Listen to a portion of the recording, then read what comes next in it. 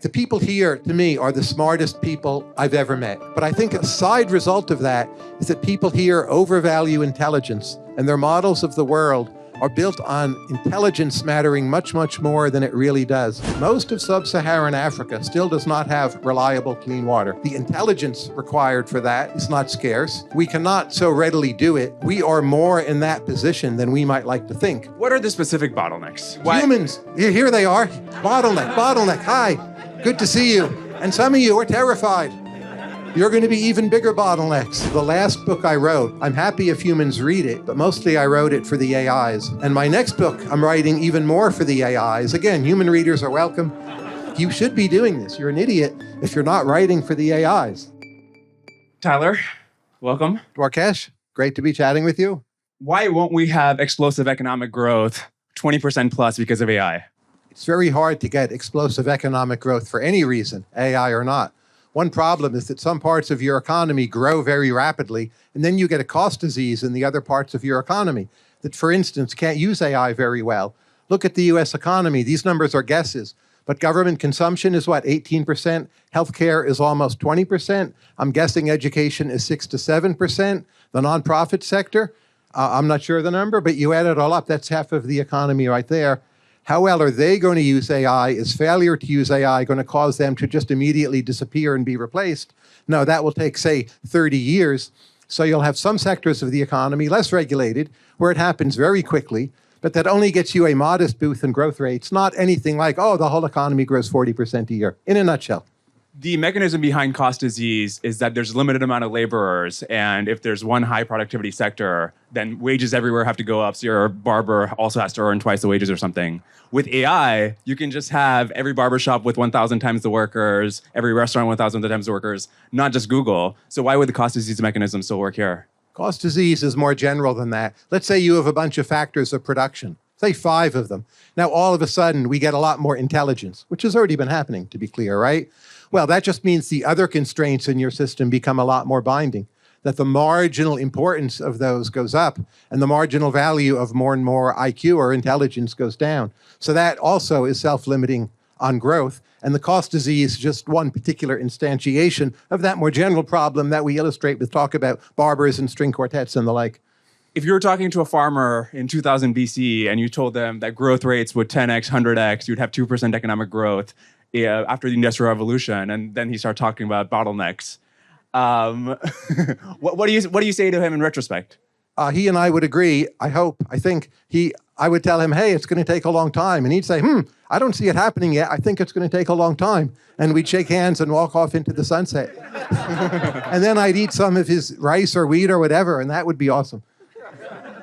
But the idea that you can have a rapid acceleration in growth rates and that bottlenecks don't just eat it away, I mean, you could agree with that, right? I don't know what the word could means. I would say this, you look at market data, say real interest rates, stock prices. Right now, everything looks so normal, startlingly normal, even apart from AI. So what you'd call prediction markets are not forecasting super rapid growth anytime soon. If you look at what experts on economic growth, right, we had Chad Jones here yesterday, he's not predicting super rapid growth, though he thinks AI might well accelerate rates of growth.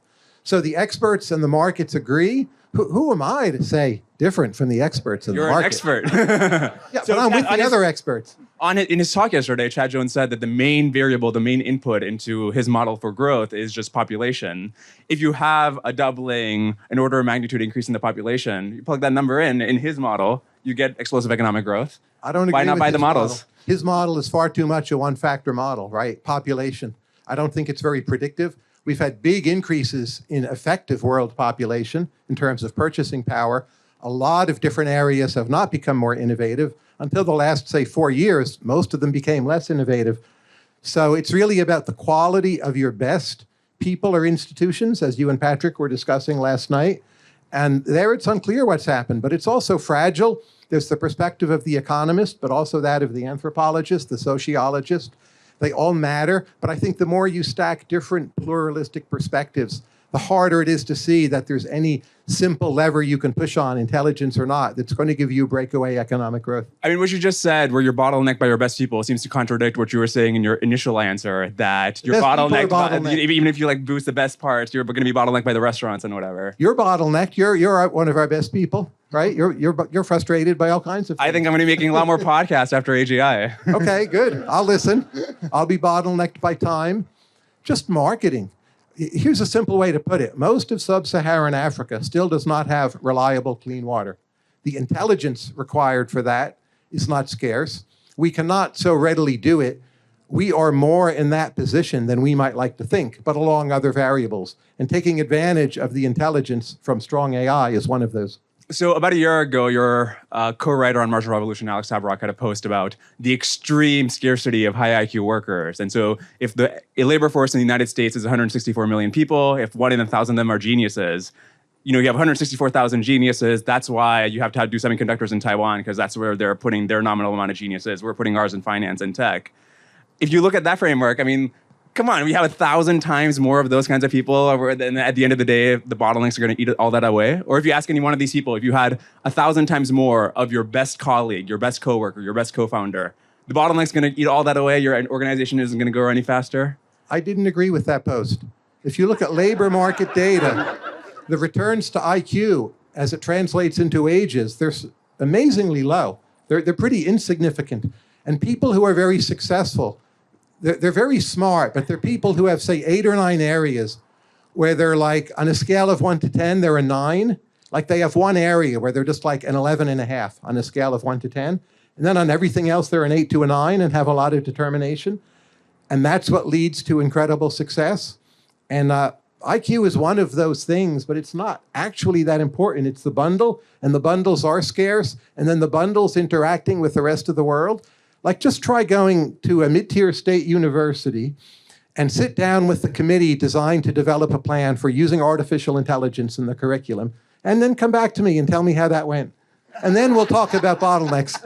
Look, I mean, all these... They will write a report. The report will sound like GPT-4, and we'll have the report. The report will not be bottlenecked, I promise you. These other traits, look, the AIs are, if it's conscientiousness, if it's pliability, whatever, the AIs will be even more conscientious. They'll work 24/7, and they'll like, if you need to be deferential to the FDA, they'll write the best report the FDA's ever seen, and they'll get things going along. With these other traits, they're not going to be bottlenecked by them, right? They'll be smart and they'll be conscientious. That I strongly believe. Look, I think they will boost the rate of economic growth by something like 0.5 percentage point a year. Over 30, 40 years, that's an enormous difference. It will transform the entire world. But in any given year, we won't so much notice it. And a lot of it is something like a drug that might have taken 20 years, now will come in 10 years. But at the end of it all is still our system of clinical trials and regulation. And if everything that took 20 years takes 10 years, over time, that's an immense difference. But you don't quite feel it as so revolutionary for a long time.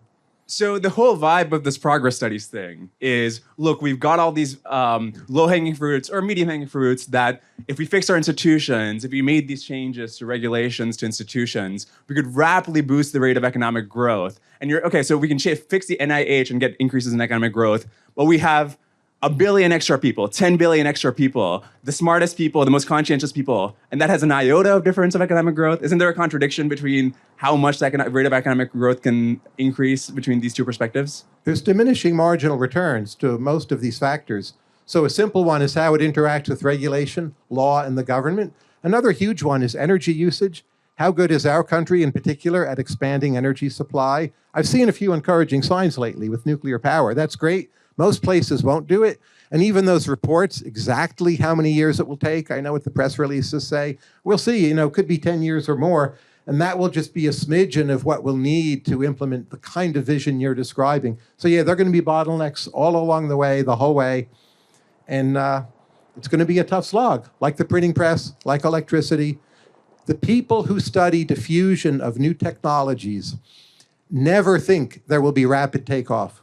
So my view is kind of like I'm always siding with the experts. So economists, social scientists, most of them are blind and asleep to the promise of strong AI. They're just out to lunch. I think they're wrong. I trust the AI experts.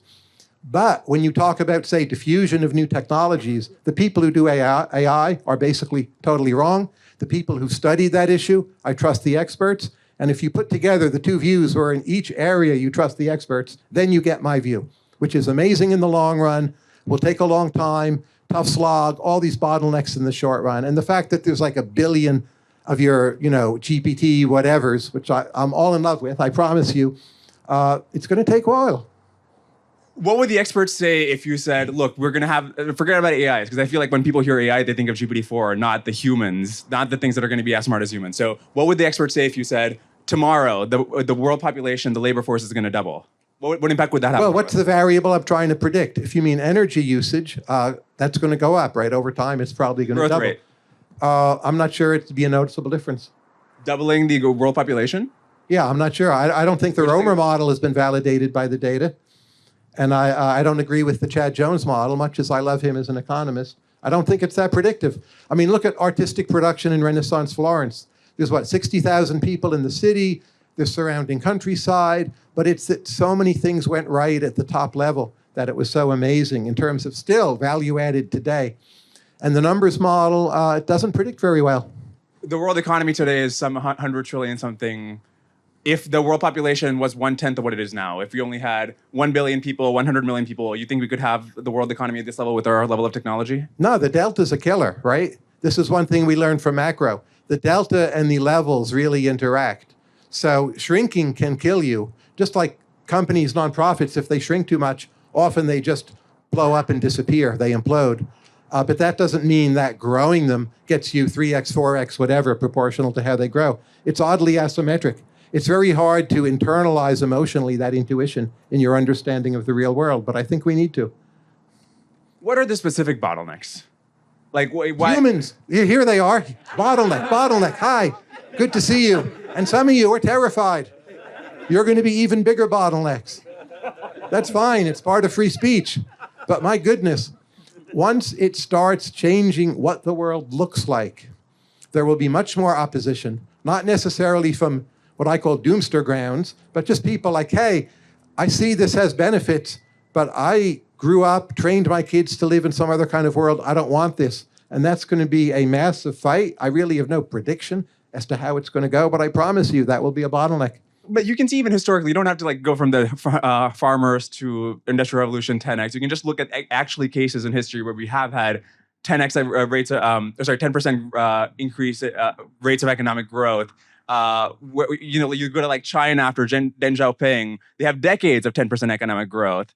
And then that just because you can do some sort of catch up. The idea that you can't replicate that with AI or that it's not infeasible. Where were the bottlenecks when Deng Xiaoping took over? They're in a mess now. I'm not sure how it's going to go for them. They're just a middle income country. They struggled to tie per capita income with Mexico. I think they're a little ahead of Mexico now. They're the least successful Chinese society, in part because of their scale. Their scale is one of their big problems. There's this fear that if they democratize and try to become a normal country, that the median voter won't protect the interests of the elites. So I think they're a great example of how hard it is for them to scale because they're the poorest group of Chinese people on the planet. I mean, not the challenges now, but the fact that for decades they did have 10% economic growth. In some years, 15%. Well, starting from a per capita income of $200 per head. And now they're Mexico. Our ancestors were going to be as poor as the Chinese, 30 years ago. I'm very impressed by the Industrial Revolution. You could argue oral progress studies here, most important event in human history, maybe. Typical rate of economic growth during that period was about 1.5%. And the future is about compounding and sticking with it and, seeing things pay off in the long run. Just human beings are not going to change that much. And I don't think that property of our world will change that much, even with a lot more IQ and conscientiousness. I interviewed you 9 months ago, and I was asking you about AI then. And I think your attitude was and I think now, I don't know how has your attitude changed since we talked about 9 months ago? I don't remember what I thought in what month, but I would say on the whole, I see more potential in AI than I did a year ago. And I think it has made progress more quickly than I had been expecting. And I was pretty bullish on it back then. The O1 model to me is very impressive. And I think further extensions in that direction will make a big, big difference. And the rate at which they come is hard to say, but it's something we have and we just have to make it better. You showed me your document of different questions that you came up with for O1 for economic reasoning. I don't think that was for GPT-4. Okay. Yeah. But what percentage of them did Owen get right? Because I don't think I got a single one of those right. Those questions were they were too easy. They were for GPT-4, and it's like abandoned, those questions. 100 questions of economics. How well does a human do on them? They're hard, but it's like pointless.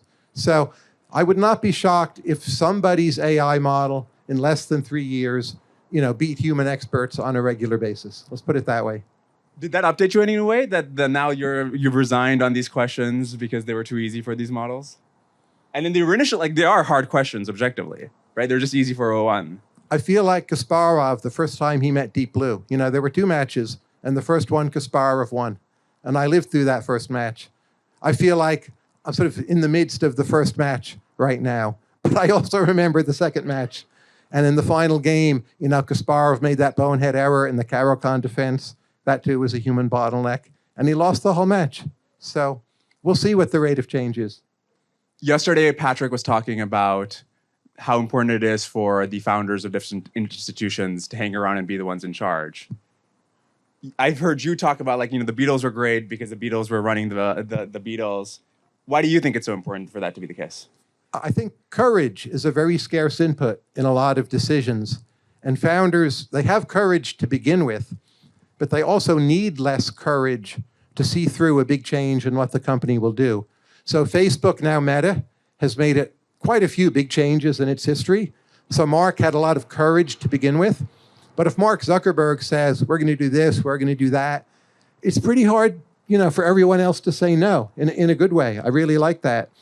So it economizes on courage, having a founder, and you're selecting for courage. Those would be 2 reasons. How does that explain the Beatles' success?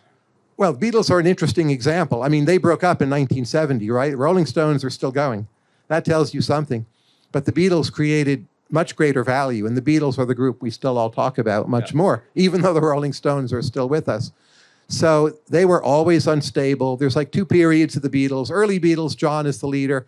But then Paul works at it, and John becomes a heroin addict, and Paul gets better, better, better. And ultimately, there's no core, there's not a stable equilibrium. The Beatles split up. But that creative tension for those core 7 to 8 years was just unbelievable. And it's 4 founders. Ringo, not quite a founder, but basically a founder because Pete Best was crummy and they got rid of him right away. It's one of the most amazing stories in the world. I like studying these amazing productivity stories like Johann Sebastian Bach, Magnus Carlsen, Steph Curry, the Beatles. I think they're worth a lot of study. They're atypical. You can't just say, I'm going to be like the Beatles. You're going to fail. The Beatles did that. But nonetheless, I think it's a good place to look for getting ideas and seeing risks. Hello, everyone. This is Tyler Cowen, and I would like to personally thank Jane Street for sponsoring this podcast episode with Dwarkesh Patel. I've been visiting Jane Street for some number of years. They're renowned for their brainy, challenging environment and also for their ability to spot and recruit talent.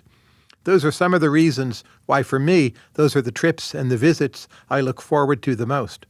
I would just say this.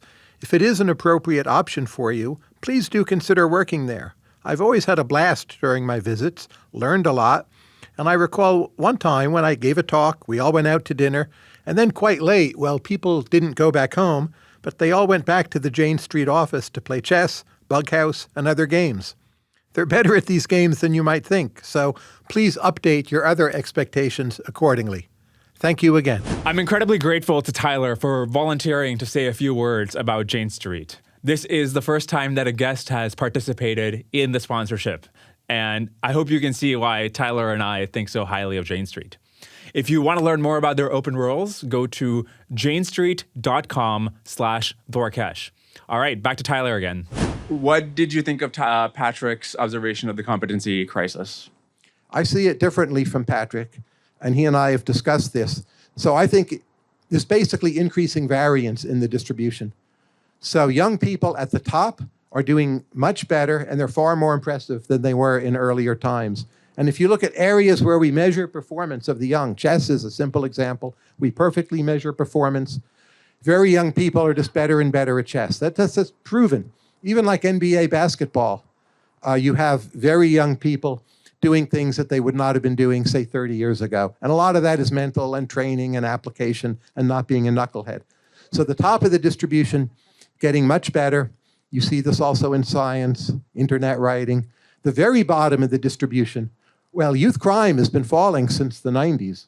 So the very bottom of the distribution also is getting better. I think there's some thick middle above the very bottom and extending like a bit above the median that's clearly getting worse. And because they're getting worse, there's a lot of anecdotal examples of them getting worse. Like students wanting more time to take the test or having, flimsy excuses or mental health problems with the young or whatever. There's a lot more of that because of that thick band of people getting worse. And that's a great concern. But I see the very bottom and a big chunk of the top of the distribution as just much better. And I think it's pretty proven by numbers that that's the case. So I would say this increasing variance with the weird mix of where the gains and declines are showing up. And I've said this to Patrick, and I'm going to say it to him again, and I hope I can convince him. It seems concerning then the composition is that the average goes down if you look at PISA scores or something. The median goes down. A lot of tests, they've pushed more people into taking the test, PISA scores in particular. So I suspect those scores adjusted for that are roughly constant, which is still not great, I agree. And I think there's some decline, some of it is pandemic, and we're recovering a bit slowly, getting back to human bottlenecks. But I think a lot of the talk of declining test scores is somewhat overblown.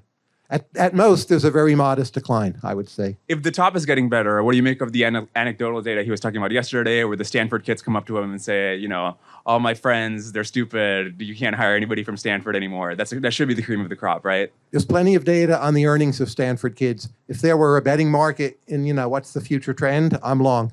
How long I should be, I really don't know. But I visit Stanford, not every year, but, regularly. And there's selection in who it is I meet. But yeah, we're talking about selection, and they're very impressive. And Emergent Ventures has funded a lot of people from Stanford. As far as I can tell, as a group, they're doing very well. So that is of no concern to me. If you're worried about the Stanford kids, something seems off in the level of salience and focus in the argument, because they're overall doing great. And they have high standards. That's good too. Paul McCartney thought John Lennon was a crummy guitar player, and John thought a lot of Paul's songs were crap. In a way they're right, in a way they're wrong, but it's a sign what high standards the Beatles had. Yeah, you'd hope for. How old are you, by the way? 24. Okay, now go back however many years. Was there a 24-year-old like you doing the equivalent of podcasting? It's just clearly better now than it was back then. And you were doing this a few years ago, so it's just obvious to me. The young peaks are doing better. And you're proof. Wasn't Churchill, by the time he was 24, an international correspondent, Cuba, India, and was, I think, the highest paid journalist in the world by the time he was 24? It was similar. I don't know. What was he paid? And how good was his journalism? I just don't know. I don't think it's that impressive a job to be an international journalist. What does it pay people now?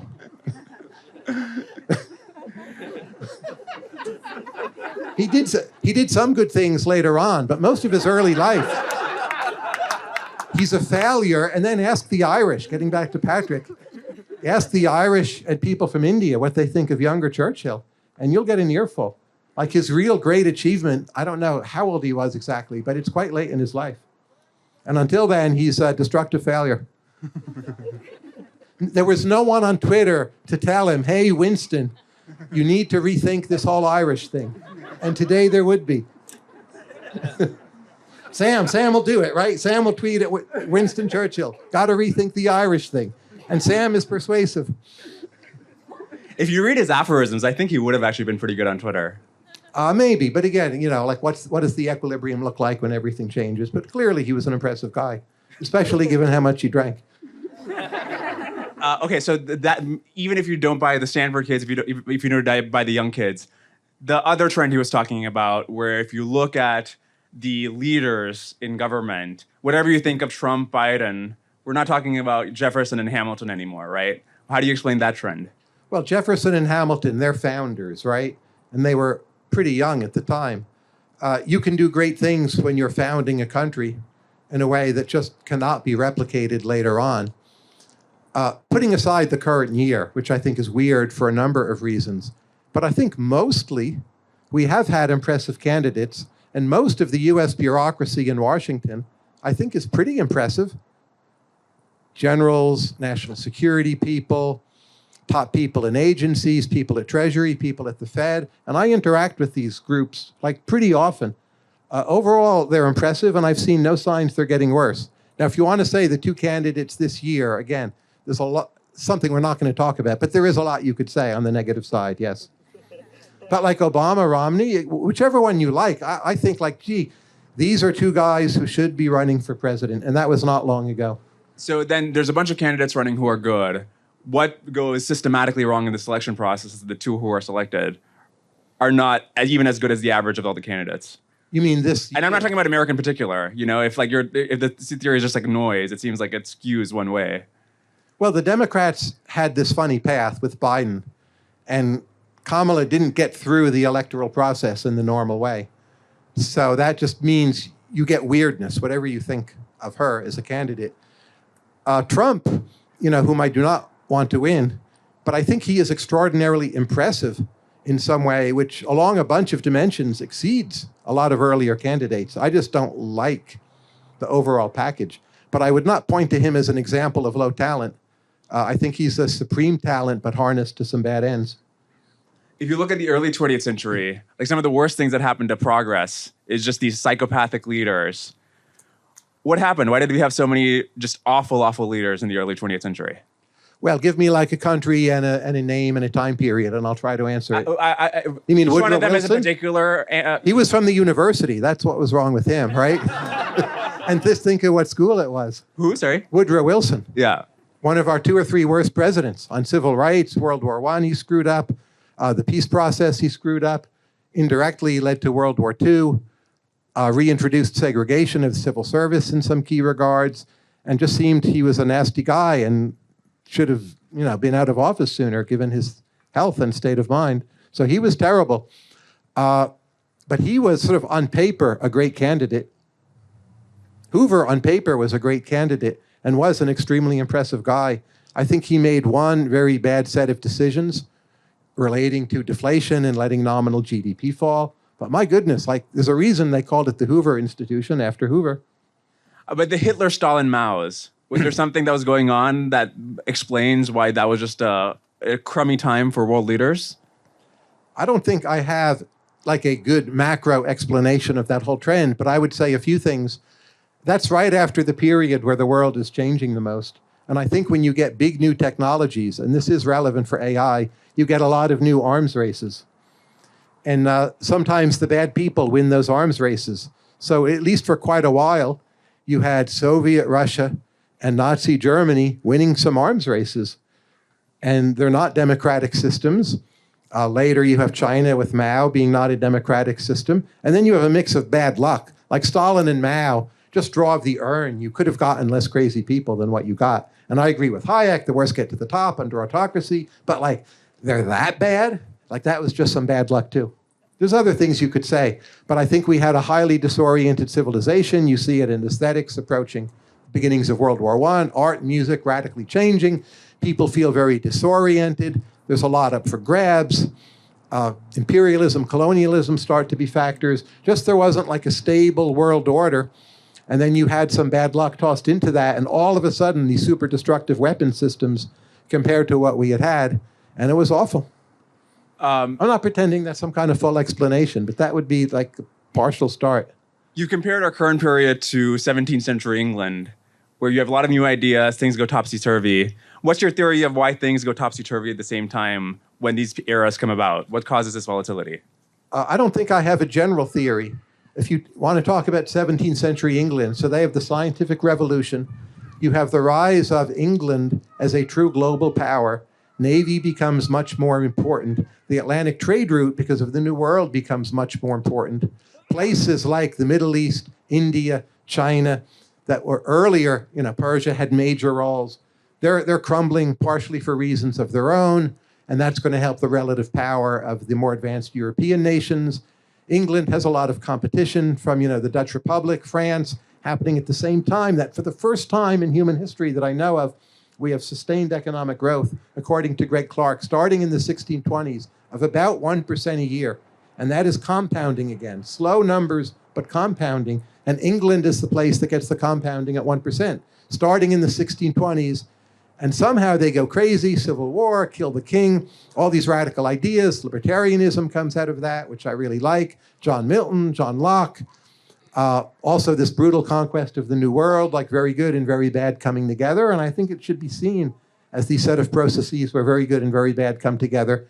And we might be in for a dose of that again now, soon. Seems like a simple question, but basically, how do we make sure we get the good things and not the crazy civil wars where a bunch of people die? I mean, you try at the margin to nudge toward the better set of things, but it's possible that all the technical advances that recently have been unleashed, now that the Great Stagnation is over, which of course include AI, will mean another crazy period. It's quite possible. I think the chance of that is reasonably high. What's your most underrated cult? Most underrated cult? Progress studies? I think you called peak EA right before SBF fell. That's right. I was at an EA meeting and I said, you know, hey, everyone, this is as good as it gets. Enjoy this moment. It's all basically going to fall apart.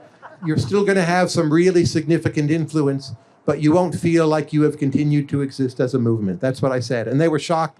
They thought I was insane. But I think I was mostly right. Like what specifically did you see? Is the exuberance too high? Did you see SBF's balance sheet? Like what did you see? Well, I was surprised when SBF was insolvent. I thought it was a high-risk venture that had no regulatory defense and would end up being worth zero. But I didn't think he was actually playing funny games with the money. I just have a long history of seeing movements in my lifetime from the 1960s onwards, including libertarianism. And there are common patterns that happens to them all. We're here in Berkeley, my goodness. Free speech movement. Where's free speech in Berkeley today? Like, how'd that, work out in the final analysis? So it's a very common pattern. And just to think, wow, the common pattern's going to repeat itself. And then you see some intuitive signs, and you're just like, yeah, that's going to happen. And the private benefits of belonging to EA, like they were very real in terms of the people you could hang out with or like the sex you could have. But they didn't seem that concretely crystallized to me in institutions the way they are like in Goldman Sachs or legal partnerships. So that struck me as very fragile, and I thought that at the time as well. Sorry, I'm not sure I understood. What were the intuitive signs? Well, not seeing like the very clear crystallized permanent incentives to keep on being a part of the institutions. A bit of excess enthusiasm from some people, even where they might have been correct in their views. Some cult-like tendencies, the rise of it being so rapid, that it was this uneasy balance of secular and semi-religious elements that tends to flip one way or the other or just dissolve. So I saw all those things and I just thought, like the 2 or 3 best ideas from this are going to prove incredibly important still. And from this day onwards, I don't give up that belief at all. But just as a movement, I thought it was going to collapse. When do we hit peak progress studies? When Patrick and I wrote the piece on progress and progress studies, he and I thought about this, talked about it. I can't speak for him, but my view at least was that it would never be such a formal thing or like controlled or managed or directed by a small group of people or like trademarked, or it would be people doing things in a very decentralized way that would reflect a general change of ethos and vibe. So I hope it has in many ways like a gentler but more enduring trajectory. And I think so far I'm seeing that. Like I think in a lot of countries, science policy will be much better because of progress studies. That's not proven yet. You see some signs of that. You wouldn't say it's really flipped, but a lot of reforms. You're in an area like no one else has any idea, much less a better idea or a good idea. And some modestly small number of people with some talent will work on it and get like a third to half of what they want. And that will have a huge impact. And like if that's all it is, I'm thrilled. And I think it will be more than that. I asked Patrick yesterday, how do you think about progress studies differently now that AI is a thing that's happening? Yeah. What's the answer for you? I don't think about it very differently. But again, if you buy my view about like slow takeoff, why should it be that different? We'll have more degrees of freedom. So if you have more degrees of freedom, all your choices, decisions, issues, problems are more complex. So you're in more need of like some kind of guidance. So all inputs other than the AI, like rise in marginal value, and since I'm an input other than the AI, or I hope that means I rise in marginal value, but I need to do different things. So I think of myself over time as less a producer of content and more like a connector, people person, developing networks, in a way where if there somehow had been no like transformers and LLMs, I would have stayed a bit more as a producer of content. When I was preparing to interview you, I asked Claude to take your persona. And compared to other people I tried this with, it actually works really well with you. Well, because I've written a lot on the internet. Yeah, that's why. This is my immortality, right? That's right. So I've heard you say in the past, you don't expect to be remembered in the future. At the time, I don't know if you were considering that because of your volumes of text, you're going to have an especially salient persona in future models. How does that change your estimation of your intellectual contribution going forward? I do think about this. And the last book I wrote, it's called 𝐄𝐏𝐻𝐶, Who's the Greatest Economist of All Time? I'm happy if humans read it, but mostly I wrote it for the AIs. I wanted them to know I appreciate them. And my next book, I'm writing even more for the AIs. Again, human readers are welcome. It will be free, but sort of, who reviews it? Is TLS going to pick it up? Or it doesn't matter anymore. The AIs will trawl it and know I've done this, and that will shape how they see me, and I hope a very salient and important way. And as far as I can tell, no one else is doing this. No one is writing or recording for the AIs very much. But if you believe even in a modest version of this progress, I'm modest in what I believe relative to you and many of you, you should be doing this. You're an idiot if you're not writing for the AIs. They're a big part of your audience, and they're purchasing power. We'll see, but over time it will accumulate, and they're going to hold a lot of crypto. We're not going to give them bank accounts, at least not at first. What part of your persona will be least captured by the AIs if they're only going by your writing? I think I should ask that as a question to you. What's your answer? I don't think AIs are that funny yet. They're better on humor than many people allege, but I don't use them for humor. It's interesting that you learn so much about a person from when you're interviewing them for a job or if you for Emergent Ventures. You can read their application, but just in the first 10 minutes, their vibe. 3 minutes, but yes. Yes. And so whatever's going on there that's so informative, the AIs won't have just from the writing. Not at first, but I think I've heard of projects. This is secondhand. I'm not sure how true it is, but that interviews are being recorded by companies that do a lot of interviews, and these will be fed into AIs and coded in particular ways, and then people, in essence, will be tracked through either their progress in the company or a LinkedIn profile. And we're going to learn something about those intangibles at some rate. I'm not sure how that will go, but I don't view it as something we can never learn about. Do you actually have a conscious theory of what's going on when you get on a call with somebody and 3 minutes later you're not getting the grant? What happens? Well, often there's one question the person can't answer. So if it's someone, say, applying with a nonprofit idea, plenty of people have good ideas for nonprofits. And I see these all the time. But when you ask them the question, how is it you think about building out your donor base? It's remarkable to me how many people have no idea how to answer that. And without that, you don't have anything. So it depends on the area, but that would be an example of an area where I ask that question pretty quickly, and a significant percentage can't answer it. And I'm still willing to say, well, come back to me when you have a good case. Oddly, none of those people have ever come back to me that I can think of.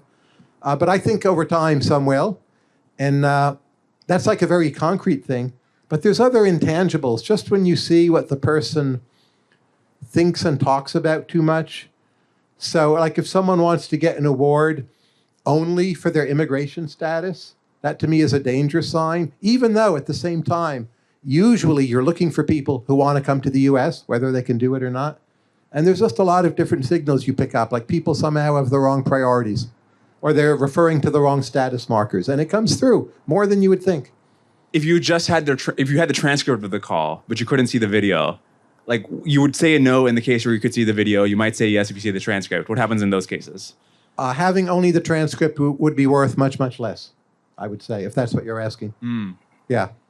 It would be maybe 25% of the value. And what's going on with the 75%? We don't know, but I think you can become much better at figuring out the other 75%, partly just with practice. Yesterday, Patrick was talking about these concentrations of talent that he sees in the history of science with these labs that have 6, 7 Nobel Prizes. And he was also talking about, second employee at Stripe as Greg Brockman. He wasn't visible to other parts of the startup ecosystem in the same way. What's your theory of what's going on? Why are these clusters so limited? What's actually being inherited over and transmitted here? Well, Patrick was being too modest. I thought his answer there was quite wrong, but he sort of knows better. He was able to hire Greg Brockman because he's Patrick. It's very simple. He wasn't going to come out and just say that, and he may even deny it a bit to himself. But if you're Patrick and John, you're going to attract some Greg Brockmans. And if you're not, it's just way, way harder, because the Greg Brockmans are pretty good at spotting who are the Patricks and Johns. So in a way, that's just pushing it back a step, but at least it's answering part of the question in a way that Patrick didn't, because he was modest and humble. It seems like that makes the clusters less valuable then, because if Greg Brockman is just Greg Brockman, and Greg chose Patrick and John because they're Patrick and John, and Patrick and John chose Greg because he's Greg, it wasn't that they meet each other great. It was just like talent sees talent, right? Well, they make each other much better, just like Patrick and John made each other much better and still do. But you're getting back to my favorite human bottlenecks. Thank you. I'm fully on board with what you're saying. To get those, like how many Beatles are there? It's amazing how much stuff doesn't really last. And it's just super scarce achievement at the very highest levels. And that's this extreme human bottleneck. And AI, even a pretty strong AI, remains to be seen how much it helps us with that. I'm guessing ever since you wrote the progress studies article, you got a lot of applications for emergent ventures from people who want to do some progress studies thing. That's, on the margins, do you wish you got fewer of those proposals or more of them? Or do you just wish they were unrelated? I don't know. To date, a lot of them have been quite good. And many of them are people who are here. There's a danger that as the thing becomes more popular, at the margin, they become much worse. And I guess I'm expecting that. So maybe mentally, I'm raising my own bar on those. And maybe over time, I find it more attractive if the person is interested in, say, the Industrial Revolution, if they're interested in progress studies, capital P, capital S, over time, I'm growing more skeptical of that. Not that I think there's anything intrinsically bad about it. I'm at a progress studies conference with you. But still, when you think about selection and adverse selection, I think you've got to be very careful and keep on raising the bar there. And it's still probably good if those people do something in capital P, capital S progress studies, but it's not necessarily good for emergent ventures to just keep on funding the number. If you buy your picture of AI where it increases growth rates by 0.5 percentage point, what does your portfolio look like? I can tell you what my portfolio is. It's a lot of diversified mutual funds with no trading, basically. Pretty heavily US weighted and nothing in it that would surprise you. Now, my wife works for the SEC, so we're not allowed to do most things. Even to buy most individual stocks, you may not be allowed to do it. Certainly not allowed derivatives or shorting anything. But if somehow that restriction were not there, I don't think it would really matter. So buy and hold, diversify, hold on tight, and make sure you have some cheap hobbies and are a good cook. Why aren't you more leveraged if you think the growth rate's going to go up, even slightly? Well, I think I also have this view, maybe a lot of the equity premium is in the past, that people, especially in this part of the world, are very good at internalizing value, and it will be held and earned in private markets and by VCs rather than public pension funds. Why give it to them? I think Silicon Valley has figured this out. Sand Hill Road has figured it out. So what one can do with public equities is unclear. What private deals I can get on with my really tiny sum of wealth, I would say, is pretty clear. So I'm left with that. And money for me is not what's scarce. Time is scarce. And I do have some very cheap hobbies. And I feel I'm in very good shape in that regard. That being said, I think you could get pretty good deal flow, even with your portfolio. I don't know. You can only focus on so many things. So if I have good deal flow in emergent ventures, which I'm not paid to do, say I had $1 billion from whatever, I wouldn't have any better way of spending that $1 billion than buying myself a job doing emergent ventures or whatever. So I'm sort of already where I would be if I could buy the thing for $1 billion. So I'm just not that focused on it. And I think it's good that you limit your areas of focus. And if some people, it's just money, I think that's great. I don't begrudge them that at all. I think it's socially valuable. Let's have more of it, bring it on, but it's just not me. When I started my career, it was really unknown that an economist could really earn anything at all. There were no tech jobs with billionaires. finance was a low-paying field. Like when I started choosing a career, it was not a thing. There wasn't this fancy Goldman Sachs. It was a slow, boring thing. Programmers were weird people in basements, like maybe, who knows, what, that bad stuff. And then like an economist, you would earn, like back then, maybe $40,000 a year. Like two people, Milton Friedman, Paul Samuelson, had outside income. And you had no expectation that you would ever earn more than that. And I went into this with all of that, like relative to that, I feel so wealthy. Just like, oh, you can sell some books, or you like can give a talk, or I don't know. I just feel like I am a billionaire now. And if anything, I want to become what I've called an information trillionaire. I'm not going to make that, but I think it's a good aspiration to have.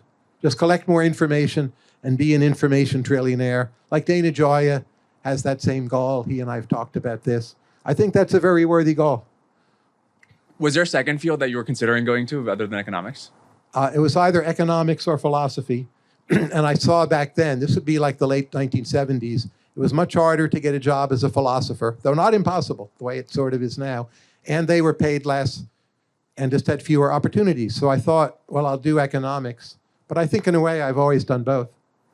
Okay, I really want to go back to this diffusion thing we were talking about at the beginning with the economic growth. Yeah. Because I feel like I don't... What am I not understanding? I hear the word diffusion, I hear the word bottlenecks, but I just like don't have anything concrete in my head when I hear that. What are the people who are thinking about AI missing here when they just plug in these things into their models? I'm not sure I'm the one to diagnose, but I would say when I'm in the Bay Area, like the people here, to me, are the smartest people I've ever met, on average. Most ambitious, dynamic, and smartest, like by a clear grand slam. Compared to New York City or London or anywhere. That's awesome, and I love it.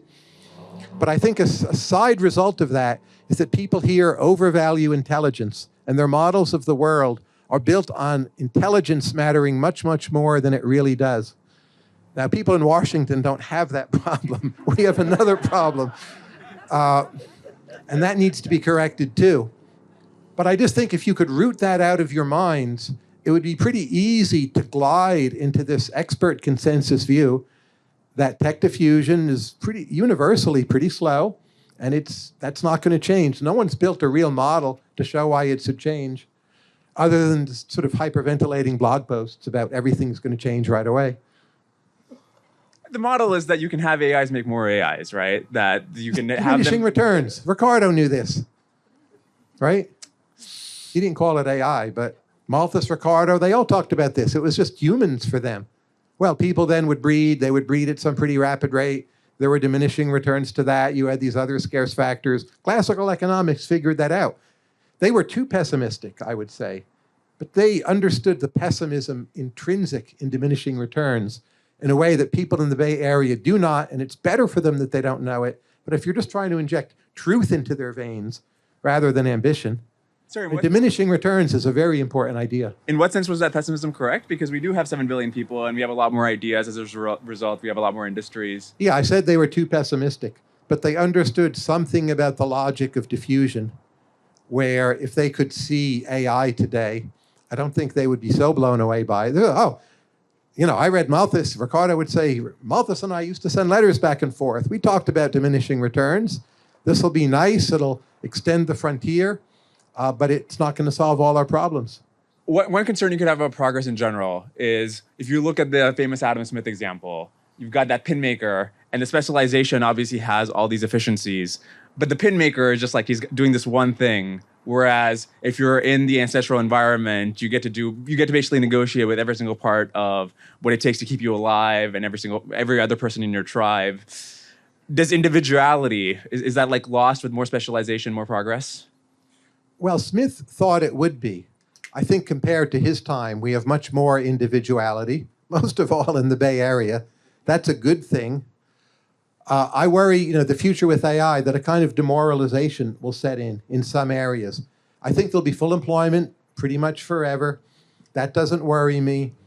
But what we will be left doing, what exactly it will be and how happy it will make us. Again, I don't have pessimistic expectations. I just see it as a big change. I don't feel I have a good prediction. And if you don't have a good prediction, you should be a bit wary and just like, oh, okay, we're going to see. But, some words of caution are merited. When you're learning about a new field, the vibe I get from you when you're doing a podcast is like you're picking up like the long tail of different. You talk to interesting people, or you read the book that nobody else would have considered. How often do you just have to you got to read the main textbook versus you can just look at the esoteric thing? How do you balance that trade-off? Well, I haven't interviewed that many scientists. Like Ed Boyden would be one, Richard Prum, the ornithologist from Yale. Those are very hard preps. I think those are two excellent episodes, but I'm limited in how many I can do by my own ability to prepare. I like the most doing historians because the prep is a lot of work, but it's easy, fun work for me. And I know I always learn something. So now I'm prepping for Stephen Kotkin, who's an expert on Stalin and Soviet Russia. And that's been a blast. I've been doing that for like 4 months, reading dozens of books. And it's very automatic. Whereas you try to figure out like what Ed Boyden is doing with the light shining into the brain, it's like, oh my goodness, do I understand this at all? Or am I like the guy who thinks the demand curve slopes upward? So it just means I'm only going to do a smallish number of scientists, and that's a shame. But maybe AI can fill in for us there. You recommended a book to me, Stalin's Library, which talks about the different things, the different books that Stalin read, and the fact that he was kind of a smart, well-read guy. And the book also mentioned, I think in the early chapters, that, look, he never, in all his annotations, if you look through all his books, there's never anything that even hints that he doubted Marxism. That's right. There's a lot of other evidence that that's the correct portrait. What's going, like, smart guy who's read all this literature, all these different things, never even questions Marxism. What's going on there? What do you think? I think the culture he came out of had a lot of dogmatism to begin with. And I mean both Leninism, which is extremely dogmatic. You know, Lenin was his mentor, like Patrick's thing about the Nobel laureates. It happens in insidious ways too. So Lenin is the mentor of Stalin. Soviet culture, communist culture, and then Georgian culture, which appealing and fun-loving and wine-drinking and dance-heavy as it is, there's something about it that's a little, you pound the fist down and you tell people over the table how things are. He had all those stacked vertically, and then we got this bad genetic luck of the draw on Stalin, and it turned out obviously pretty terrible. And then you buy Hayek's explanation that the reason he rose to the top is just because the most atrocious people win in autocracies? What is that explanation missing? I think what Hayek said is subtler than that. And I wouldn't say it's Hayek's explanation. I would say Hayek pinpointed one factor. There are quite a few autocracies in the world today where the worst people have not risen to the top. UAE would be, I think, the most obvious example. I've been there. As far as I can tell, they're doing a great job running the country. There are things they do that are nasty and unpleasant. I would be delighted if they could evolve into a democracy. But the worst people are not running UAE. This I'm quite sure of. So it's a tendency. There are other forces, but culture really matters. Hayek is writing about a very specific place and time. I would say it really surprised me. There are these family-based Gulf monarchies with very large clannish interest groups of thousands of people that have proven more stable and more meritocratic than I ever would have dreamed, say, in 1980. And I know I don't understand it, but I just see it in the data. It's not just UAE. There's a bunch of countries over there that have outperformed my expectations, and they all have this broadly common system. That makes me wonder, when you go around the world, because I know you go outside the Bay Area and the East Coast as well, and you talk about progress studies related ideas, what's the biggest difference in how they're received versus the audience here? Well, the audience here is so different. Yeah. Like you're the outlier place of America. And then where I normally am outside of Washington, D.C., that's like the other outlier place. And in a way, we're opposite outliers. I think that's healthy for me, both where I live and that I come here a lot and that I travel a lot. But you all are so like out there in what you believe. I'm not sure where to start. You all, you come pretty close to thinking in terms of infinities on the creative side and the destructive side. And no one in Washington thinks in terms of infinities. They think at the margin. And like overall, I think they're much wiser than the people here. But I also know if everyone or even more people thought like the DC people, like our world would end. We wouldn't have growth. They're terrible. People in the EU are super wise. Like you have a meal with like some sort of French person who works in Brussels. It's very impressive. They're cultured. They have wonderful taste. They understand all these different countries. They know something about Chinese porcelain. And if like you lived in a world ruled by them, the growth rate would be negative 1%. So there's some way in which all these things have to balance. I think US has done a marvelous job at that, and we need to preserve that. What I see happening, UK used to do a great job at it. UK, somehow the balance is out of whack, and you have too many non-growth oriented people in the cultural mix. The way you describe this French person you're having dinner with, Which this is real dinners, yeah. I mean, just and like, the food is good too. I don't know, it kind of reminds me of you in the sense that you're also well-cultured and knew all these different esoteric things. I don't know. What's the difference between you and what's like the biggest difference between you and these French people you have dinner with? I don't think I'm well-cultured would be one difference. There are many differences. First, I'm an American. I'm a regional thinker. I'm from New Jersey. So I'm essentially a barbarian, not a cultured person. I have a veneer of culture that comes from having collected a lot of information. So I'll know more about culture than a lot of people. And that can be mistaken for being well-cultured, but it's really quite different. It's like a barbarian's approach to culture. It's like a very autistic approach to being cultured and should be seen as such. So I feel the French person is very foreign from me. And there's something about America they might find strange or repellent. And I'm just so used to it. I see intellectually how many areas we fall flat on or are destructive, but it doesn't bother me that much because I'm so used to it. What is most misunderstood about autism?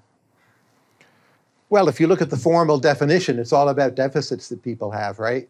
Now, if you define it that way, like no one here is autistic. If you define it some other way, which maybe we haven't pinned down yet, like a third of you here are autistic. I don't insist on owning the definition. I think it's a bad word. It's like libertarian. I would gladly give it away. But there is like some coherent definition where a third of you here probably would qualify, and this other definition where none of you would, and it's like kids in mental homes banging their head against the wall. So I don't know. Seems that whole issue needs this huge reboot. These DC people, you know, one frustration that tech people have is that they have very little influence, it seems, in Washington compared to how big that industry is. And industries that are much smaller will have much greater sway in Washington. Why is tech so bad at having influence in Washington? Well, I think you're getting a lot more influence than maybe you realize quickly through national security reasons. So the feds have not stopped the development of AI, whatever you think they should or should not do. It's basically proceeded. And national security as a lobby, they don't care about tech per se, but it has meant that on a whole bunch of things in the future, you will get your way a bit more than you might be expecting. But a key problem you have is so much of it is in one area, and it's also an area where there's a dominant political party. Even within that political party, there's in many parts of California a dominant faction. And you compare yourself to like the community bankers who are in like so many American counties, have connections to every single person in the House of Representatives. Your issues, in a way, are not very partisan. The distortions you cause through your privileges are invisible to America. It's not like, you know, Facebook, where some John Haidt has written some best-selling book complaining about what it is you do. There's not a best-selling book complaining about the community banks. And they are like ruthless and powerful and get their way. And I'm not going to tangle with them. And you all here are so far from that, in part because you're dynamic and you're clustered. Final question. So I think based on yesterday's session, it seems like Patrick's main misgiving with progress is that you look at the younger cohort, there's something that's not going great with them. And it seems to, you know, you would hope that over time progress means that people are getting better and better over time, if you buy his view of what's happening with the young people. What's your main misgiving about progress? The thing where you're like, if I look at the time series data, I'm not sure I like where this trend is going. Well, our main concern always should be war. And I don't have any grand theory of what causes war or if such a theory ever is possible. But I do observe in history that when new technologies come along, they are turned into instruments of war. And some terrible things happen. You saw this in 17th century England. You saw this with electricity and the machine gun. Nuclear weapons is a story in process. And I'm not sure that's ever going away. So my main concern with progress is progress and war interact. And it can be in good ways, like the world, a la Steven Pinker, has had relative peace. That's fraying at the edges in the data. The numbers are now moving the wrong way, but it's still way better than most past time periods. And we'll have to see where that goes, but there might be a ratchet effect where wars become more destructive, and even if they're more rare, when they come, each one's a real doozy. And whether we really are or ever can be ready for that, I'm just not sure. And thank you very much, Dorkesh. This will be the second session. We have to end on a pessimistic note, but No, the optimistic note is that we're here. Human agency matters. If we were all sitting around in year 1000, we never could have imagined the world being anything like this, even a much poorer country. And, it's up to us to take this extraordinary and valuable heritage and do some more with it. And that's why we're here. So I say, let's give it a go. great note to end on. Thanks, Tyler. I'm very grateful to the Roots of Progress Institute for hosting this Progress Conference, at which I got a chance to chat with Tyler and ask him a few fun questions. Jason, Heike, and the whole team did a wonderful job organizing it, and it was a blast. And Freethink Media did a great job with the videography, as you can see. If you enjoyed this episode, please subscribe, please like, please share it, and send it to your friends who you think might enjoy it. And otherwise, I guess I'll see you on the next one. All right, cheers.